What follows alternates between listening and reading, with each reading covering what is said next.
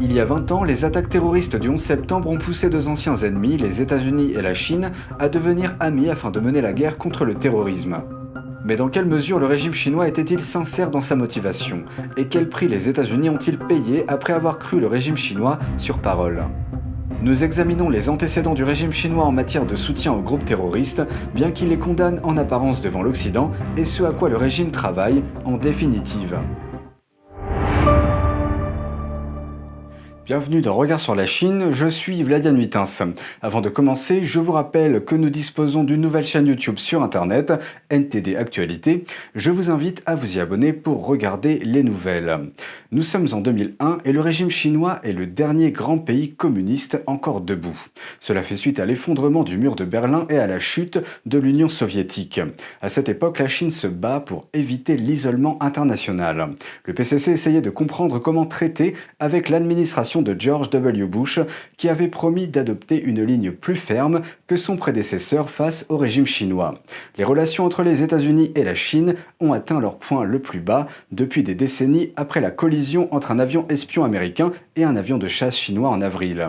Les États-Unis étaient prêts à affronter le régime chinois. Puis le 11 septembre est arrivé.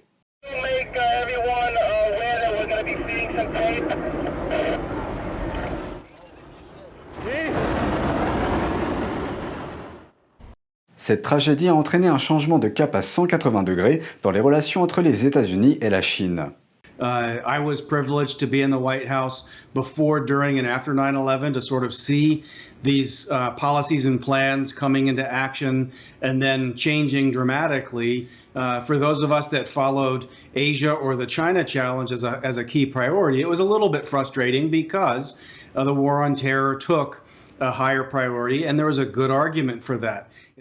Le régime chinois n'a pas hésité à se déclarer choqué par l'incident et a rapidement exprimé sa sympathie entre guillemets envers les États-Unis. L'Amérique a pris Pékin au mot. Le président Bush s'est rendu en Chine en octobre et a affirmé qu'il n'y avait aucune hésitation, aucun doute sur le fait que les Chinois se tiendraient aux côtés des États-Unis et de leur peuple en cette période terrible. Mais les actions du régime chinois au cours des 20 dernières années ont amené certains à se demander s'il faisait partie de la solution ou du problème. Nous nous penchons sur l'histoire du régime chinois qui a toujours soutenu les groupes terroristes tout en les condamnant vocalement lorsque les pays démocratiques étaient sur le qui-vive et sur ce qu'ils essaient finalement d'accomplir. Les talibans ne sont pas une organisation terroriste étrangère désignée en tant que telle par les États-Unis, mais ils ont été officiellement désignés par les Nations Unies comme un groupe terroriste. Pendant leurs brèves années au pouvoir, les talibans ont brûlé vifs des infidèles, procédé à des exécutions publiques, torturé des minorités ethniques et religieuses, amputé des membres de personnes ayant commis des délits, interdit l'accès à l'éducation aux femmes et plus récemment, ont commencé à faire du porte-à-porte pour trouver des personnes ayant travaillé pour les États-Unis et le gouvernement afghan et se venger d'elles. Après le 11 septembre, les talibans ont abrité leur allié, le chef d'Al-Qaïda Oussama Ben Laden, et ont refusé de le livrer aux États-Unis. L'organisation fait également partie du cercle international du commerce de la drogue. Le commerce de la drogue représente jusqu'à 60% des revenus annuels des talibans, qui gagnent jusqu'à 400 millions de dollars par an. Les liens entre le Parti communiste chinois et les talibans ont commencé il y a plusieurs décennies. Le jour même de la chute du World Trade Center, le régime chinois a signé un accord de coopération économique avec les talibans. Et après le 11 septembre, le Conseil de sécurité des Nations Unies a voté l'interdiction des ventes d'armes aux talibans, à moins qu'ils ne ferment les camps d'entraînement des terroristes de Ben Laden. Mais la Chine s'est abstenue. Depuis lors, Pékin a continué à négocier secrètement avec les talibans. Et en 2001, des responsables du renseignement indien ont été cités par les médias, alléguant que le géant chinois de la technologie Huawei a aidé à fournir des équipements de surveillance des communications aux forces talibanes en Afghanistan. La société chinoise Huawei a pour habitude de violer les sanctions américaines et de faire des affaires avec des régimes autoritaires tels que l'Iran. C'est ce que révèle le ministère américain de la Justice et plusieurs rapports d'enquête de Reuters. Citant des responsables anonymes des services de renseignement américains, le Washington Times rapporte que 2 ans avant le 11 septembre, Huawei a travaillé sur le système de télécommunications de Kaboul. Huawei et Pékin ont nié ces allégations. Et le soutien de la Chine s'est poursuivi bien après le 11 septembre. La BBC a rapporté en 2007 que l'armée britannique avait trouvé des armes made in China à la suite des attaques des talibans contre les troupes britanniques et américaines. Ces armes chinoises comprenaient des missiles, des canons anti-aériens, des mines terrestres, des grenades et des composants pour les bombes. Plus récemment, le régime chinois est devenu moins timide quant à ses relations avec les talibans. Le ministre chinois des Affaires étrangères a accueilli à bras ouverts les dirigeants talibans en juillet dernier, quelques semaines avant la prise éclair de l'Afghanistan par les terroristes. Puis, en août, des articles déresponsabilisant les talibans ont commencé à apparaître dans les médias d'État chinois.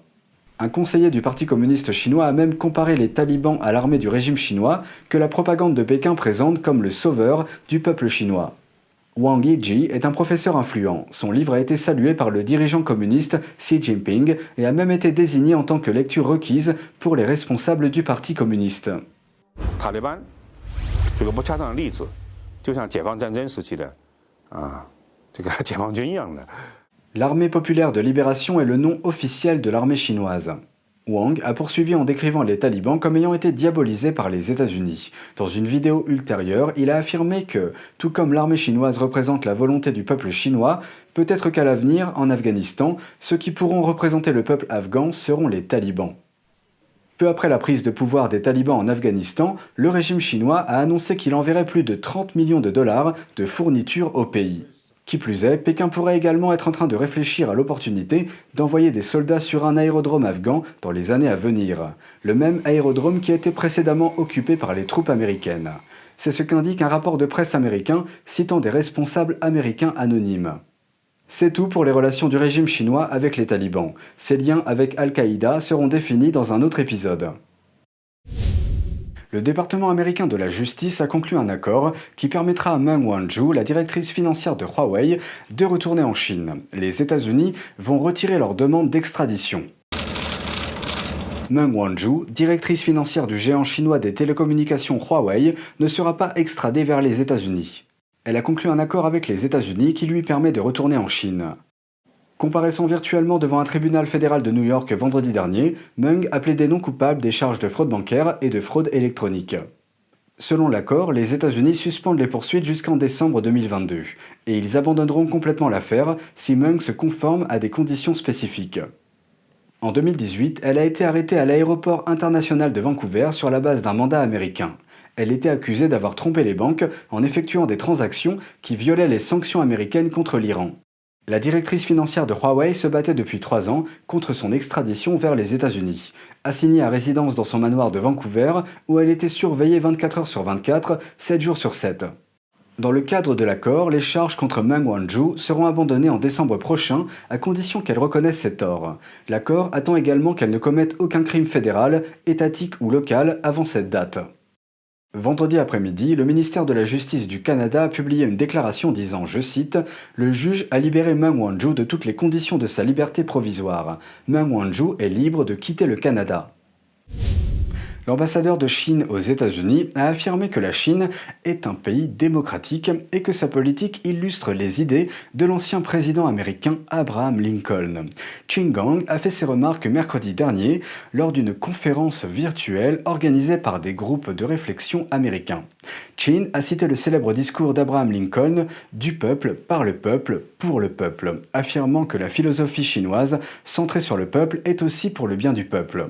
Il a également affirmé que les valeurs de certains pays occidentaux, tels que les États-Unis, ne représentent pas la communauté internationale.